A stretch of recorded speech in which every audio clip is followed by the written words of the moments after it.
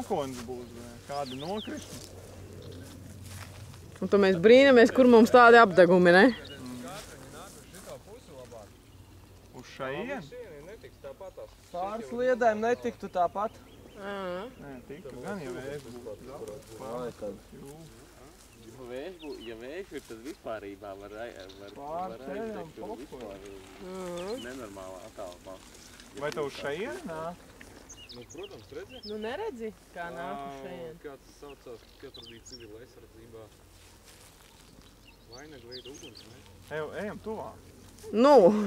Nu kā, sajust to tuvību?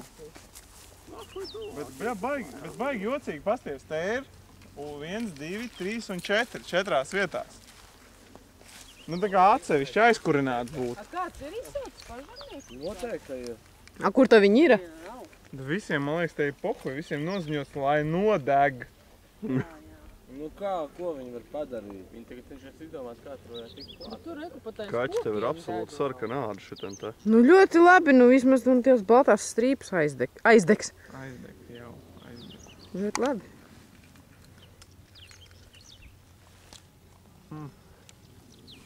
Nu jūs, ka brauksiet mājās uz Boldrē, tad gan jau, ka būs šitais te smacenieks.